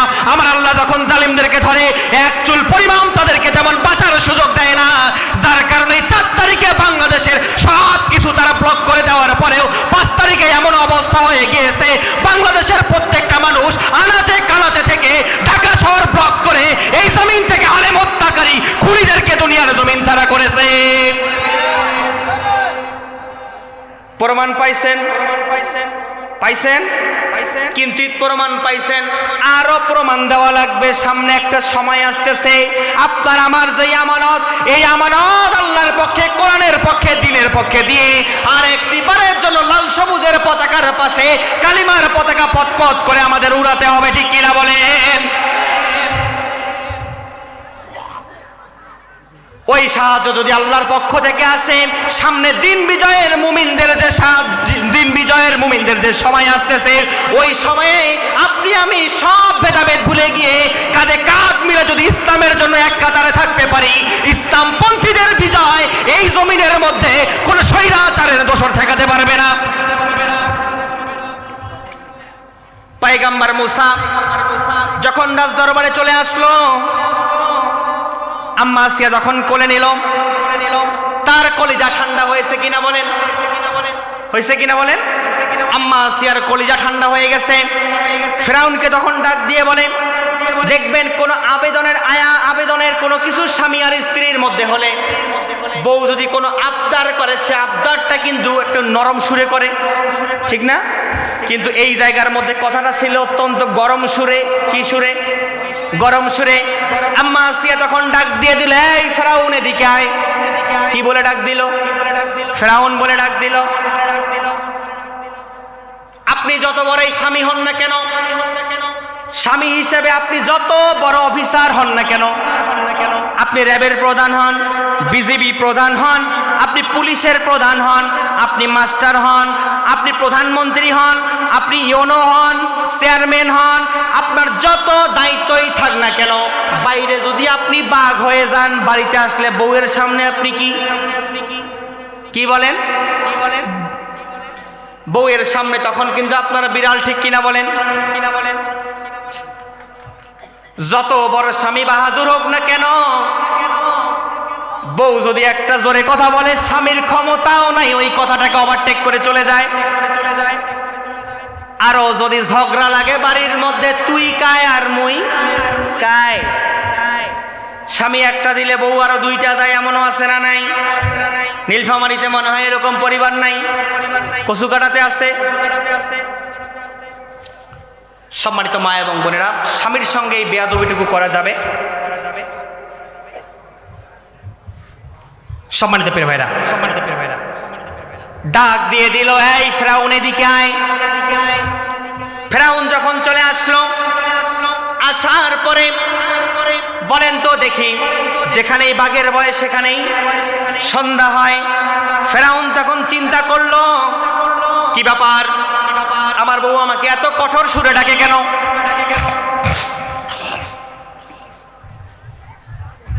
ফেরাউন তখন চিন্তা করলো, আমার বউ আমাকে এত কঠোর সুরে ডাকে কেন, কি ব্যাপার, যাই তো দেখি কেন ডাকে। ফেরাউন গিয়ে বাচ্চাকে দেখা নাই, শুধুমাত্র সন্তানটাকে আসিয়ার কোলে দেখার সঙ্গে সঙ্গে ফেরাউন চিন্তা করলো, যেই মুসার জন্মকে ঠেকানোর জন্য আমি রাষ্ট্রের মধ্যে 40,000 শিশু সন্তানকে হত্যা করলাম, ওরে বউরে, যেই মুসার জন্মকে ঠেকানোর জন্য এত মানুষকে হত্যা করলাম, সন্তান হত্যা করলাম, ওই মুসা এখন আমার ঘরে বাস করে। আল্লাহু আকবার বলেন। যুগে যুগে কালে কালে যে জালিম হোক না কেন, যত বড় জালিম হোক না কেন, জালিমের দিকে তাকিয়ে খেয়াল করে দেখতে পারবেন, জালিম সব কিছু উন্নয়ন করতে পারে, জালিম সব কিছু দুনিয়ার জমিনে করতে পারে, কিন্তু তার মরার ফাঁদ কিন্তু বন্ধ করতে পারে বলেন? যুগে যুগে যে যত বড় স্বৈরাচার হোক না কেন, যুগে যুগে কালে কালে যতই স্বৈরাচার তারা হোক না কেন, দুনিয়ার জমিনে সব কিছু তারা করবে, কিন্তু তাদের পতনের ফাঁদ কোনোদিন তারা বন্ধ করতে পারবে। যার কারণেই তো আপায় বুঝতে পেরেছিল, এই আন্দোলন কর্মী যত মানুষকে আপনারা দেখতে পাচ্ছেন সব হলো শিবির। সব কি? আরো জোরে। শুধুমাত্র আপায় বুঝলো, কিন্তু তার অনুসারী বোঝার সুযোগ নাই। নিজ থেকে এমন পাম মারা শুরু করলো, শেষ টাইমে এমন পরিণতি হয়ে গেল, ইসলামপন্থীদের হাতে আল্লাহ রাব্বুল আলামিন শ্রেষ্ঠ 4টা বিশ্ববিদ্যালয় তুলে দিয়েছেন। পয়গম্বর মুসার এই দৃশ্য দেখার পরে ফিরআউন চিন্তা করলো, যেখানেই বাঘের ভয় সেখানেই তো সন্ধ্যা হয়, তাহলে এখন যেই মুসার হত্যাকে ঠেকানোর জন্য এত কিছু করলাম, ওই মুসা আজকে আমার দরবারে বাস করে। সঙ্গে সঙ্গে ফিরআউন তার স্ত্রীকে বলল, বউরে, যেই মুসার জন্মকে ঠেকানোর জন্য এত কিছু করলাম, ওই মুসা এখন আমার দরবারের মধ্যে চলে এসেছে, ও আমার দরবারে থাকবে, আমার দেওয়া রাষ্ট্রীয় সম্পদ ভক্ষণ করে দিয়ে, ও আমার গলার উপরে পা চড়িয়ে দিয়ে জসমান জমিনের মালিক আল্লাহর ওয়াহদানিয়াত প্রতিষ্ঠা করবে। বলেন, মুসা কার ওয়াহদানিয়াত প্রতিষ্ঠা করবে? জোরে বলেন, কার? মুসা আল্লাহ ছাড়া অন্য কোন রব ছিল নাকি? ছিল। বলেন, আল্লাহ ছাড়া মুসারও যেমন কোন রব নাই। আমরা যারা মুমিন, আমরা যারা মুজাহিদ, আমরা যারা আল্লাহর দ্বীনের কর্মী, আল্লাহ ছাড়া আমাদেরও কোনো রব, আল্লাহ ছাড়া আমাদের কোনো আইনদাতা, আল্লাহ ছাড়া আমাদের কোনো বিধানদাতা, আল্লাহ ছাড়া যদি আমাদের কোনো আইনদাতা না থাকে, আল্লাহ ছাড়া আমাদের যদি কোনো বিধানদাতা না থাকে, আল্লাহ ছাড়া আমাদের জন্য যদি কোনো রিজিকদাতা না থাকে, তাহলে এই জমিনের মধ্যে আমরা মুমিন বাঁচবো যতক্ষণ এক আল্লাহর ওয়াহদানিয়াতকে এই জমিনে বাস্তবায়ন না করা পর্যন্ত, এই জমিনের ইঞ্চি ইঞ্চি কোনো মাটি আমরা ভারতীয় কোনো তাবেদারের হাতে থাকতে দিব না। দিবেন নাকি? ভারতের কাছে বাংলাদেশ বিক্রি করবেন? বিক্রি করার সুযোগ ওরা ভালো মতোই বুঝতে পেরেছে। সেভেন সিস্টার্স এই জমিনের মধ্যে আর টিকবে, কারণ তাদের সরে সরে মাস্তুতো ভাই যেই ভাইরাস ছিল বাংলাদেশের জন্য 17 বছর, ওই ভাইরাস তাদের দেশে যাওয়ার পরে তারা বুঝতে পেরে গেছে এই জমিনের মধ্যে সেভেন সিস্টার্সকে কায়েম করে মুসলমানদের ভূখণ্ডের মধ্যে ভারতীয় কোন আধিপত্য তারা চালাতে পারবে না। সম্মানিত প্রিয় আল্লাহর বান্দাগণ, গভীর মনোযোগ দিয়ে এখন সামনের দিকে চলে যাই। আম্মা আসিয়ার কোলে এই সন্তান দেখার পরে ফেরাউন তখন বলে, প্রাণের বউ, বৈবাহিক জীবনের এত বছর অতিবাহিত হয়ে গেছে, তোর সন্তান নাই, আমারও সন্তান।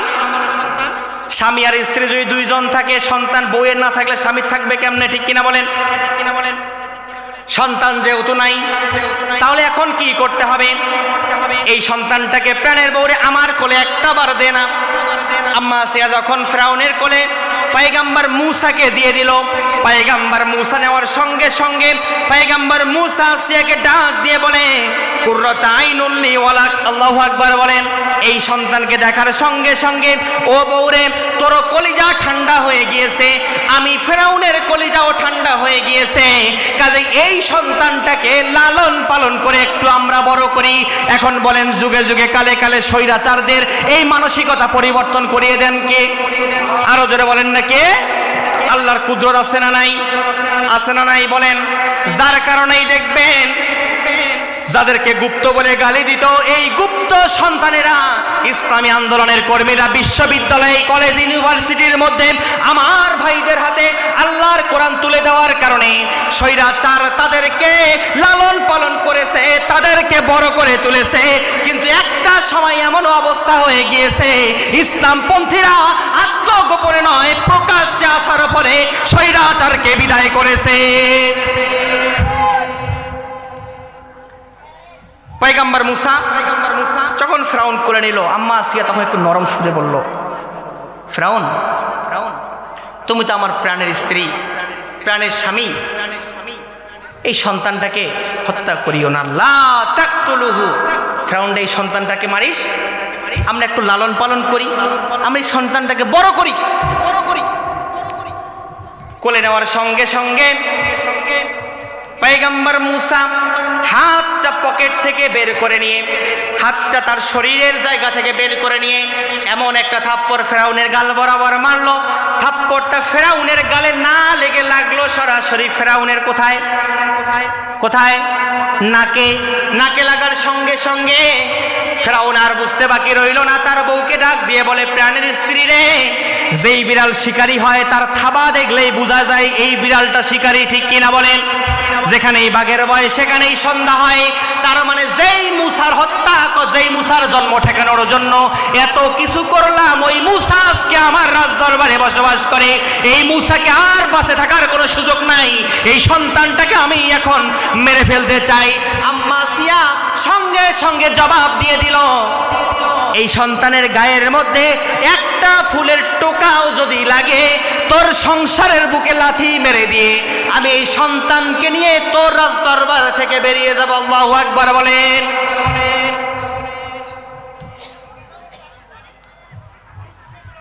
এই কথা বলার পরে বউ যদি কোনো স্বামীকে একটা ধমক দিয়ে কথা বলে, স্বামীকে আর সহজেই কথা পরিবর্তন করতে পারে? পারে? বলেন। আপনি একটা কঠিন সিদ্ধান্ত নিতে যাচ্ছেন বাড়িতে, সিদ্ধান্তটা অনেক কঠিন, কিন্তু আপনার ওয়াইফ যদি এটার বিরুদ্ধে থাকে আর যদি বলে এই কাজ করা যাবে না, তাহলে আপনার সাধ্য আছে এই কাজ করার? আছে? নাই।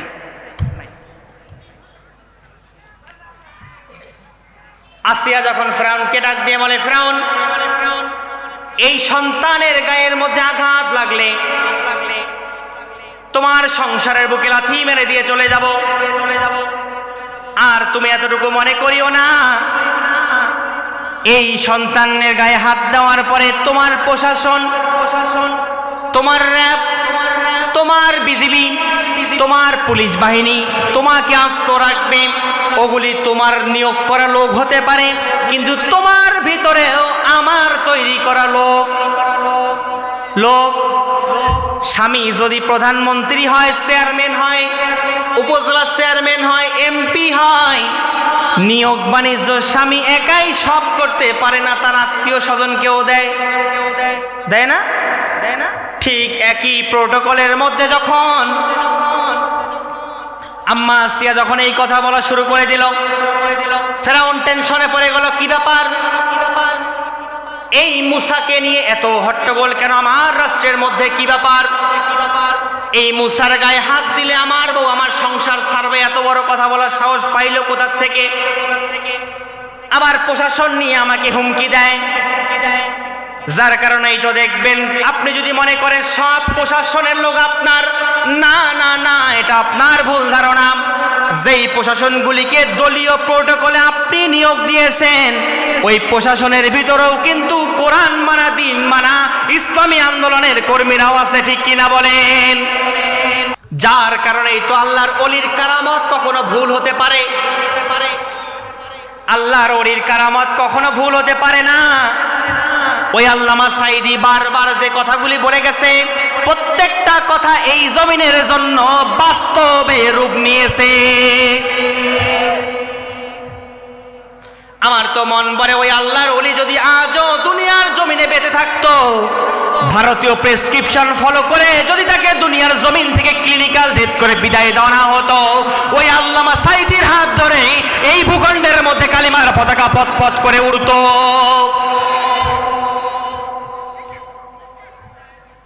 সম্মানিত প্রিয় ভাইরা আমার, ফেরাউন তখন টেনশনে পড়ে গেল, কি করব এখন, বউ তো এই হুমকি দেয়, আর আমি তো চলে গেলাম আরেক জায়গায়,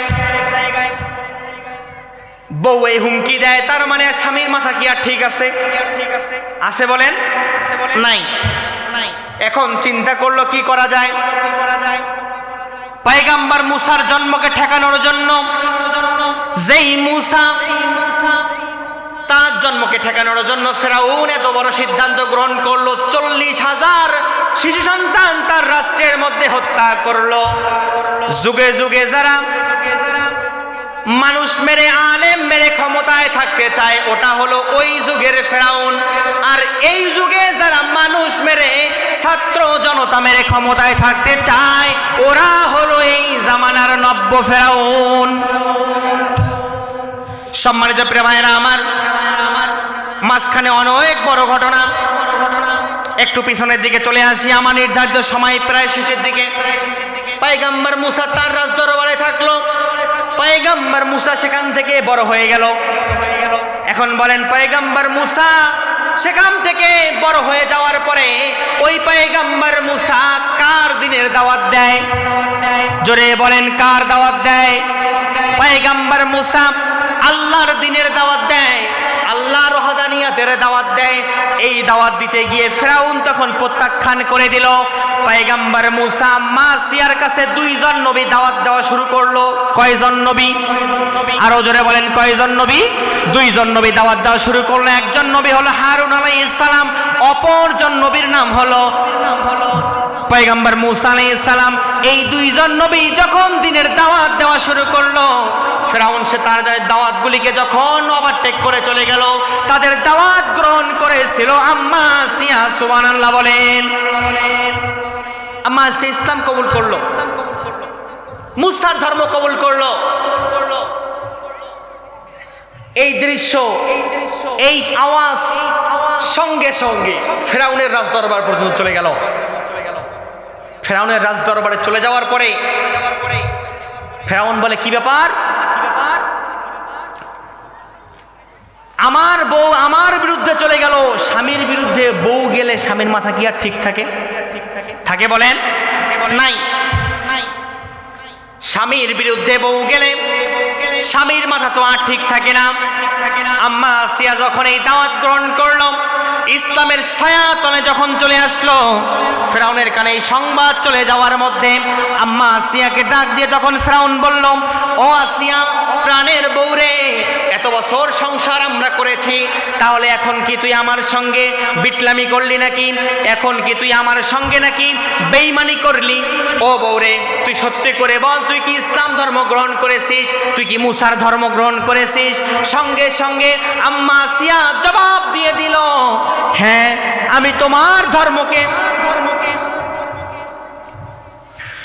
সঙ্গে সঙ্গে জবাব দিয়ে দিল, আমি তোমার ধর্মের বুকে লাথি মেরে দিয়ে এই জমিনের মধ্যে মানব রচিত সব বিধানগুলিকে বাদ দিয়ে আমি আসমান জমিনের মালিক আল্লাহর প্রতি ঈমান এনেছি। সুবহানাল্লাহ বলেন। আম্মা আসিয়া ঈমান এনেছে কার প্রতি? জোরে বলেন, কার প্রতি? আম্মা আসিয়া আল্লাহর প্রতি ঈমান এনেছে। এই তথ্য ফিরাউনের কানে যখন চলে গেল, তাফসিরে মারিফুল কোরআন খুলে দেখবেন, তাফসিরে মাযহারি খুলে দেখবেন, ব্যাখ্যাটা এইভাবে এসেছে। আম্মা আসিয়া যখন এই দৃশ্য, এই কথাটা যখন চলে গেল, আম্মা আসিয়া ইসলাম ধর্ম গ্রহণ করেছে, অর্থাৎ মুসার ধর্ম গ্রহণ করেছে, দিন ইসলাম গ্রহণ করেছে। এই তথ্য ফিরাউনের কাছে চলে যাওয়ার পরে, জিজ্ঞাসাবাদ শেষ হওয়ার পরে পরে ফিরাউন তখন হামান বুদ্ধি দিয়ে দেয়, যতই তোমার বউ হোক, এটাকে বেঁচে রাখার আর সুযোগ। তার মানে যুগে যুগে কালে কালে দিন ইসলামের পক্ষের লোক যারা আসবে, তাদের দল থেকে পরিহার বের হয়ে যখন তারা ইসলামের সুশীতল ছায়ার মধ্যে চলে আসবে, দেখবেন অপর পক্ষের লোকেরা যারা ভারতের তাবেদারি করে, যারা দুনিয়ার জমিনের মধ্যে আল্লাহর বিধান কায়েম হোক এটা যারা চায় না, ওই সমস্ত ব্যক্তিরাই ধরবেন টার্গেট করে করে তাদের দলের মানুষদেরকে মারার পরিকল্পনা করে।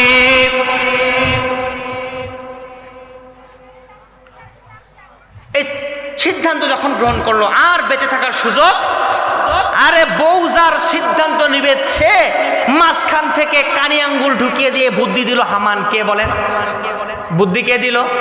হামান। যুগে যুগে কালে কালে খেয়াল করে দেখবেন, স্বৈরাচার একক কোনো সিদ্ধান্ত নেয় না। স্বৈরাচারদেরকে বারবার তাদেরকে সঠিক লাইন থেকে দূরীভূত করে দিয়ে স্বৈরাচারিকদের দিকে ধাবিত করে ওই সমস্ত কানে আঙ্গুল ঢুকে দেওয়া ব্যক্তিরাই, যারা হামান চরিত্রের লোক। ঠিক কিনা বলেন? তাফসিরে মাযহারি খুলে দেখবেন, আম্মা আসিয়াকে তখন ফিরাউন হাত দুটি শুলের মধ্যে দিয়ে, দুই হাতের মধ্যে প্রেগ মেরে দিল, দুই পায়ের মধ্যে যখন প্রেগ মেরে দিল, এখন বলেন আম্মা আসিয়াকে শুলের মধ্যে চড়ালো কার বুদ্ধিতে? আরো জোরে বলেন, কার বুদ্ধিতে? হামানের বুদ্ধিতে আম্মা আসিয়াকে শুলের মধ্যে চড়িয়ে দেওয়া হলো। আরো দুইটা বর্ণনা এসেছে, তার মধ্যে একটা বর্ণনা হলো আম্মা আসিয়াকে মাটির মধ্যে শুয়ে দিয়ে উত্তপ্ত বালুর মধ্যে শুয়ে দেওয়ার পরে তার উপরে বড় বড় পাথরগুলি উপর থেকে নিয়ে নিচ পর্যন্ত ফেলিয়ে দিত। আরেকটা বর্ণনা এসেছে, মাটির মধ্যে আম্মা আসিয়াকে শুয়ে দেওয়ার পরে তার শরীরের প্রত্যেকটা জায়গায় জায়গায় বড় বড় পাথরের স্তূপ তুলে দিত। কয়টা বর্ণনা? জোরে বলেন, কয়টা? একটা হলো শুলে চড়িয়ে দেওয়া, আরেকটা হলো উপর থেকে পাথর মেরে হত্যা করা, আর 3 নাম্বার যে প্রসেসটা তারা গ্রহণ করেছিল সেই প্রসেসটা হলো তার শরীরের প্রত্যেক জায়গার মধ্যে পাথর দিয়ে দিয়ে দিত। ওই যে রাস্তার মধ্যে দেখবেন পিচ করার সময় খোয়া দিয়ে ডলার দিয়ে ডলে না, একইভাবে পাথর দেওয়ার পরে আরো শক্ত কিছু জিনিস দিয়ে তার উপরে চাপ দেওয়া হতো। এখন বলেন, একজন মানুষের উপরে এরকম পাশবিক নির্যাতন করলে ওই মানুষটার বাঁচে নাকি? জোরে বলেন, বাঁচে নাকি? সব বুদ্ধি হলো হামানের। কার বুদ্ধি? আরো জোরে বলেন, কার বুদ্ধি? আসেন একটু বাস্তবতায়। এখন যুগে যুগে কালে কালে হামান মার্কা লোক হয় যারা, এরা বারবার সব সময়ের জন্য চায় জমিনের মধ্যে একটা করে বিশৃঙ্খলা তৈরি করার। কথা বলেন। হামান মার্কা ব্যক্তি হয় যারা, তারা চায় জমিনের মধ্যে বারবার তারা চায় বিশৃঙ্খলা সৃষ্টি করার। 5 তারিখ পরবর্তী সময় সব মানুষ যখন একত্রিত হয়ে গেছে, সকলে 5 তারিখ পূর্ববর্তী সময়ে স্বৈরাচারের বিরুদ্ধে গিয়ে রাজপথে আন্দোলন করেছে। 5 তারিখ পরবর্তী সময় ওই ভারতের প্রেসক্রিপশন দিয়ে আমার সোনার মাতৃভূমিতে সব মানুষেরা যখন ন্যায় ইনসাফ ভিত্তিক বৈষম্যহীন বৈষম্য দূর করে একটি আদর্শিক বাংলাদেশ গঠন করার জন্য পরিকল্পনা গ্রহণ করেছিল, ঠিক একই সময় ওই যে ভারত ইসকন আর রয়ের প্রেসক্রিপশন দিয়ে বাংলাদেশের মানুষদের তারা ফাটল ধরিয়ে দিয়েছে। ঠিক কিনা বলেন? যার বাস্তব প্রমাণ বাংলাদেশের একজন জুলাই যোদ্ধা ওসমান হাদি। কথা বলেন। যখন দেখলো অন্য কারো বিরুদ্ধে বলে না, শুধুমাত্র ভারতের বিরুদ্ধে কথা বলার কারণে ওসমান হাদিকে তারা ভারতীয় রাইফেল ব্যবহার করে তাকে মারার পরিকল্পনা করেছে। এই দেশটাকে বারবার নরকীয়তায় ভরিয়ে দিয়েছিল, এই দেশটাকে বারবার অশান্তিতে ফেলেছে। প্রত্যেকবারের জন্য ওই ভারত আমাদের বন্ধু প্রীতিম বলে যারা সাক্ষ্য দেয়, ওই ভারত আমাদেরকে বারবারের জন্য অশান্তির দাবানলে ফেলেছে, ঠিক কিনা বলেন? যার কারণেই তো দেখবেন আল্লামা সাঈদী বারবার করে বলে গিয়েছিল, এই ভারত আমাদের বন্ধু নয়, এই ভারত আমাদের চিরশত্রু, ভারত আমাদের বন্ধু নয়, এই ভারত আমাদের চিরশত্রু। এই ভারতের বিরুদ্ধে থাকতে গেলে আমরা মুসলমান জীবন দেব, কিন্তু ভারতীয় আধিপত্য, ভারতীয় আগ্রাসন এই জমিনে কোনোদিন বাস্তবায়ন হতে দিব না।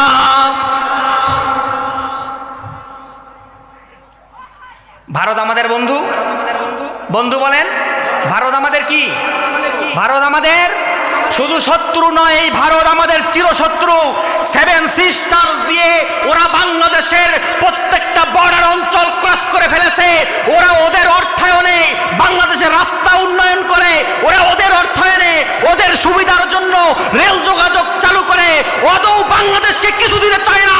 এই বাংলাদেশের মধ্যে তারা তাদের আধিপত্য বিস্তার করার জন্য এই বাংলাদেশের প্রত্যেকটা অঞ্চলকে তারা তাদের আগ্রাসনের শিকার বানাতে চায়।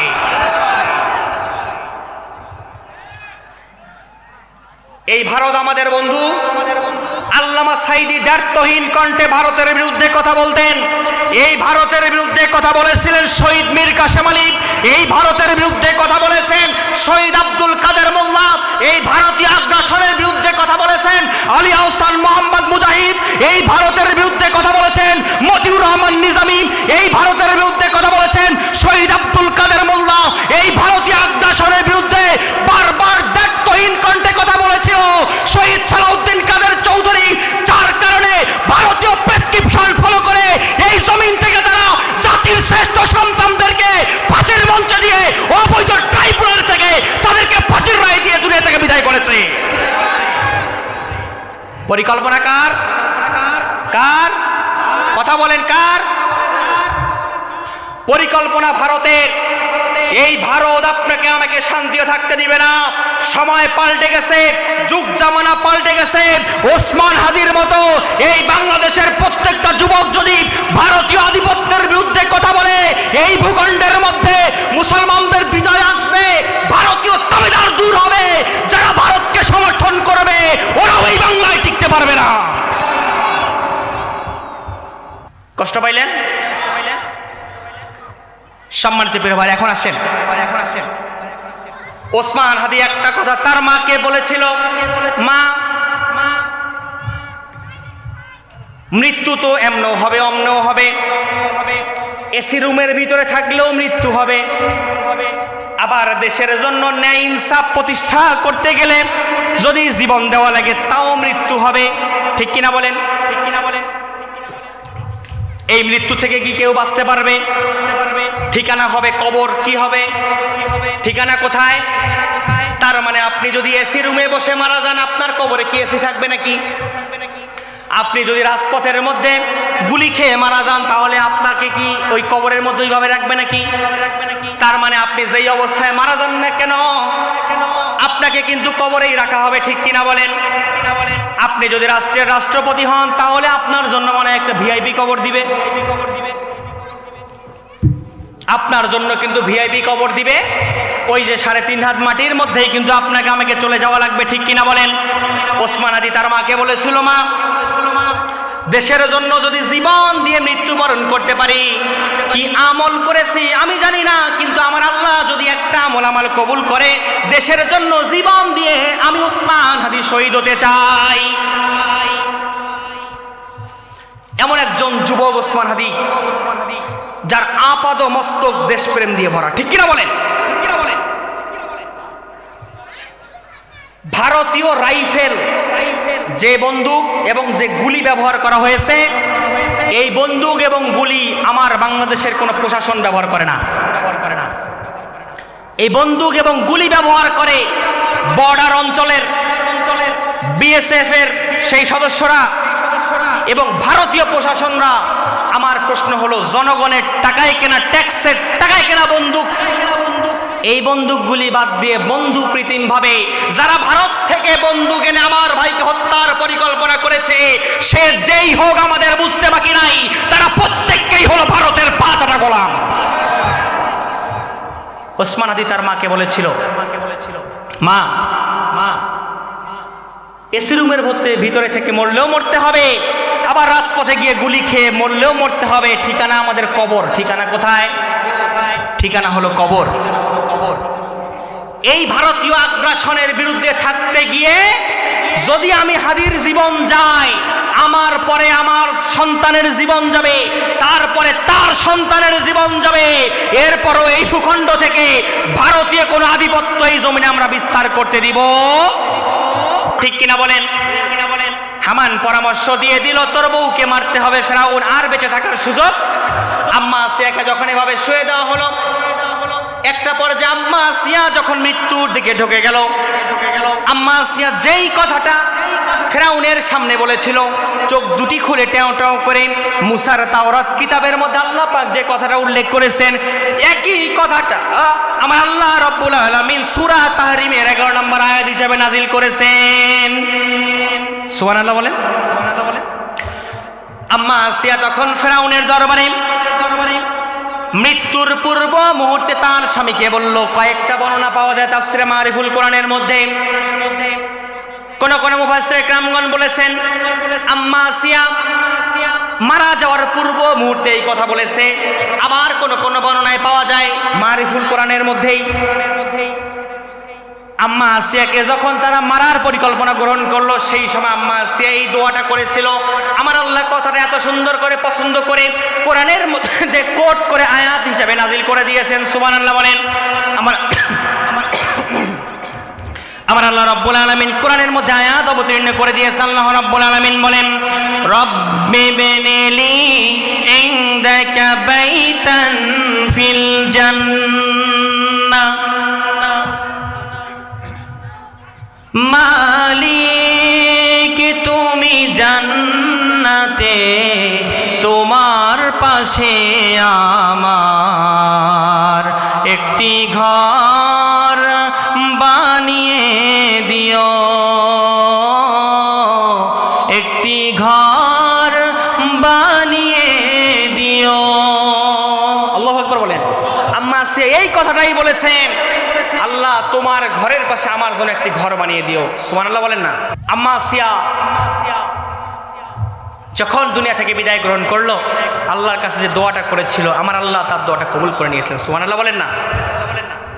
সর্বশেষ মাঝখানের কিছু বিষয় বাদ দিয়ে একেবারে পিছনের দিকে চলে আসি। সে বিষয়টি হলো, যুগে যুগে কালে কালে আল্লাহ রাব্বুল আলামিন ঈমানদারদেরকে বিজয় দান করবেন, ঠিক কিনা বলেন? ওয়া কানা হাক্কান আলাইনা নাসরুল মুমিনিন। আমার আল্লাহ যুগে যুগে কালে কালে ঈমানদারদেরকে বিজয় দান করবেন। পৃথিবীতে ঈমানদারদের বিজয় কেউ ঠেকাতে পারবে?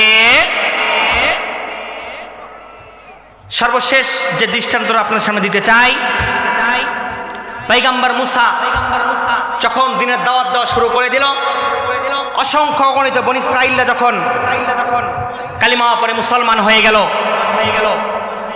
অনেক নির্যাতন সহ্য করার পরে মুসা আলাইহিস সালাম যখন তার কওমদেরকে নিয়ে ফিরআউন বাহিনী পিছন থেকে যখন তাড়া করা শুরু করে দিল, পয়গম্বর মুসা যখন চলে গেল, তাফসীরের পরিভাষা যাকে বলা হয় বাহরে কালজুম, আর আমাদের পরিভাষায় আমরা যেটা জানি সেটা হলো নীলনদ। সেটা কি? নীলনদ। অর্থাৎ বাহরে কালজুমের মধ্যে যখন চলে গেল, সামনে সমুদ্র, পিছনে ফিরআউন। সামনে কি? পিছনে কি? ফিরআউন। সামনে গেলে পানিতে পড়ে মরা লাগবে, আবার পিছনের মধ্যে গেলে ফিরআউনের কাছে আমাদেরকে পিষ্ট হয়ে মারা লাগবে। পয়গম্বর মুসার অনুসারে তখন বলল, পয়গম্বর এখন কি করতে পারি? আমরা কি এখানে পানির মধ্যে মরবো না ফিরআউনের কাছে মরবো? পয়গম্বর মুসা জবাব দিল, কাল্লা ইন্না মাইয়া রব্বি সায়াহদিন। আয় আমার অনুসারীরা, যে আল্লাহর জন্য আমরা ঈমান এনেছি, ওই আল্লাহ আমাদেরকে দুনিয়ার জমিনের মধ্যে বিজয় দান করবেন। আল্লাহু আকবার বলে।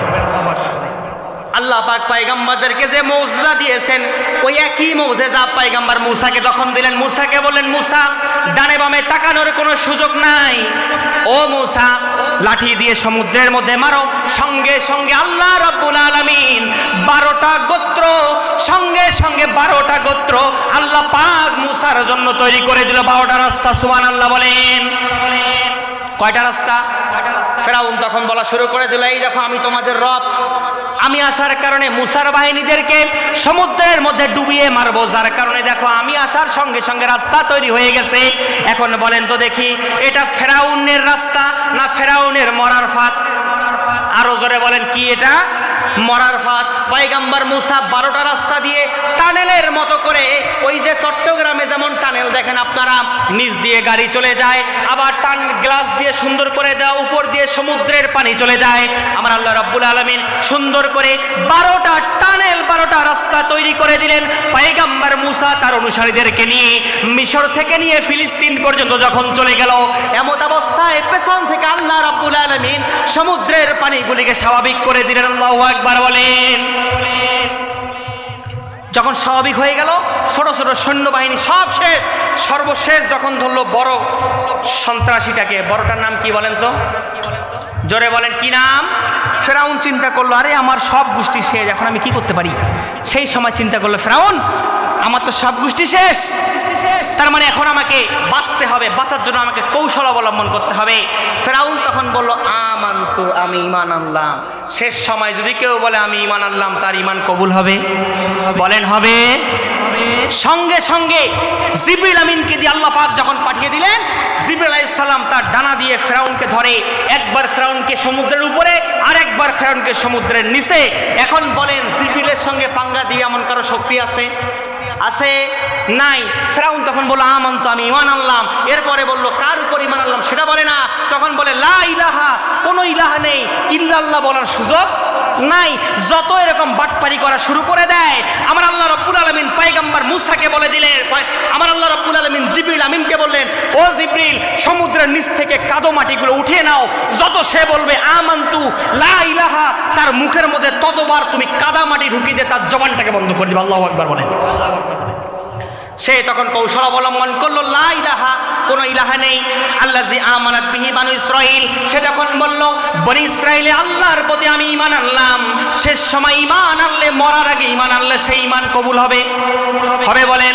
মরার আগে ঈমান আনলে যদি তার ঈমান কবুল না হয়, তার মানে পতনের আগে আপনি যদি বলেন আমি এই জনতার সঙ্গে থাকতে চাই, এই দেশের মানুষের সঙ্গে থাকতে চাই, আপডেট ভার্সন দিয়ে যারা বলা শুরু করেছে মদিনার সনদে দেশ চালাতে চাই, যারাই এই কথা বলবে, এই ওই জামানায় যেমন ওরা ফেরাউন ছিল, এই জামানাও তারা একই। ঠিক কিনা বলেন? সর্বশেষ ভাই, সাউন্ডটা তো ঠিক ছিল একটু আগে, এখন নালেন কেন? 2 মিনিট একটু ছেড়ে দেন। ফেরাউন যখন বলল, আল্লাযী আমানাত বিহি বানু ইসরাঈল, বনি ইসরাঈল যে আল্লাহর প্রতি আমি ঈমান আনলাম, সর্বশেষ যখন বলল আর তো বাঁচার পথ নাই, মরতে তো এখন হবে, তখন স্বীকারোক্তি দেওয়া শুরু করলো, ওয়া আনা মিনাল মুসলিমিন, আমি তো মুসলমান। এখন বলেন, যাদের হাতের মধ্যে আমার ভাইয়ের রক্ত লেগে থাকে, যাদের হাতের মধ্যে শাপলা চত্বরে আমার ভাইদের রক্ত লেগে থাকে, যাদের হাতের মধ্যে 2006 সালে 28 অক্টোবরে আমার ভাইদের রক্ত লেগে থাকে, যাদের হাতের মধ্যে 24 আন্দোলনে আমার ভাই আবু সাঈদ হত্যার রক্ত লেগে থাকে, যাদের হাতের মধ্যে ইসলামী আন্দোলনের শীর্ষ নেতাদের রক্ত থেকে থাকে, এরা যতই নিজেদেরকে হাজি দাবি করুক, নামাজি দাবি করুক, মুসলমান দাবি করুক, ওরাও এরা মুসলমান নয়, ওরাও এরা মুসলমান নয়, ওরা কোনোদিন মুসলমান হতে পারে না, ওরা এই জামানার শ্রেষ্ঠ সন্ত্রাসী। ঠিক কিনা বলেন? সর্বশেষ যে আয়াতে অনুবাদটা করতে চাই, আল্লাহ পাক আয়াতে কারিমা নাজিল করে যে আল আন, ওরে ফেরাউন তুই যে বাটপারের বাটপার, আমি তো জানি তুই কত বড় বাটপার আর গাদ্দার। আল আন ওয়াকাদ আসাইতা ক্বাবলু ওয়া কুনতা মিনাল মুফসিদিন, ওই ফেরাউন আজকে তুমি যতই স্বীকারোক্তি দাও মুসলমান, তুমি আদৌ মুসলমান? তুমি মুসলমান? আল্লাহ পাক সর্বশেষ ফেরাউনের জন্য নিদর্শন করে দিলেন, ফালিয়াউমা নুনাজ্জিকা বিবাদানিকা লিতাকুনা লিমান খালফাকা আয়া। ওরে ফেরাউন, শুধু তুই নস, যেই জমিনের মধ্যে যত তোর অনুসারীরা এই পৃথিবীতে আসবে, তোকে যেমন আমি আল্লাহ নিদর্শন করে রেখেছি তোর ভাইদের শিক্ষা গ্রহণ করার জন্য, স্বৈরাচারদের শিক্ষা গ্রহণ করার জন্য, তোর পথকে যারা অনুকরণ করবে, যুগে যুগে কালে কালে তাদেরকে এই জাতির জন্য আমি আল্লাহ পাক নিদর্শন হিসেবে রেখে দেবো। ঠিক কিনা বলেন? যার কারণেই দেখবেন এক দল গেছে মামু বাড়ি, আর এক দল কোথায় যাবে সেটা আমার আল্লাহ ছাড়া কেউ বলতে পারে না। চূড়ান্ত সিদ্ধান্ত এসে গেছে, চূড়ান্ত সময় এসে গেছে। ইসলামকে যদি বিজয় করতে চাই, কোরআনকে যদি বিজয় করতে চাই, কোরআনওয়ালা ব্যক্তিদেরকে দিয়ে যদি বাংলাদেশ গঠন করতে চাই, আর ভুল করলে চলবে না। একটা বারের জন্য খলিফা ওমরের মতো করে আল্লাহর কোরআন দিয়ে এই বাংলাদেশ চালাতে বাংলাদেশের ইঞ্চি ইঞ্চি মাটি শান্তি দিয়ে ভরে যাবে, ঠিক কিনা বলেন? কারা কারা চাই দুই হাত তুলে আল্লাহকে দেখান। লিল্লাহি তাকবীর, লিল্লাহি তাকবীর, লিল্লাহি তাকবীর। সম্মানিত প্রিয় ভাইরা, যুগে যুগে কালে কালে আল্লাহ রাব্বুল আলামিন যে সমস্ত জালিমদেরকে বিদায় করেছেন, প্রত্যেককে এই জাতির জন্য নিদর্শন হিসেবে দিয়েছেন, ঠিক কিনা বলেন? আল্লাহ রাব্বুল আলামিন দিন বিজয়ের জন্য অতীত জালিম থেকে সামনে যারা এরকম হওয়ার চিন্তা ভাবনা করতেছে, প্রত্যেককে শিক্ষা গ্রহণ করার তৌফিক দান করুক, সবাই বলেন আমিন। আল্লাহ পাক মুমিনদের সাথে আছেন, মুমিনরা বিজয় হবে। লা তাহজান ইন্নাল্লাহা মা'ানা। হেজিটেশন করার কোনো কারণ নাই, টেনশন হওয়ার কোনো কারণ নাই। ও মুমিন, তোমরাই বিজয়ী হবা। তোমাদের হাতের মধ্যে আমার আল্লাহ রাব্বুল আলামিন কালিমার পতাকা পথ পথ করে উড়াবেন, পৃথিবীর কেউ তোমাদেরকে ঠেকাতে পারবে না, ঠিক কিনা বলেন? সম্মানিত প্রিয় ভাইরা, আজকের সংক্ষিপ্ত কথার উপরে আল্লাহ রাব্বুল আলামিন সর্বপ্রথম আমাকে, এরপর আপনাদের সকলকে আমল করার সুযোগ এবং তৌফিক দান করুক, সবাই বলেন আমিন। চ্যানেলটি সাবস্ক্রাইব করুন, বেল আইকনটি বেজে দিয়ে সাথেই থাকুন।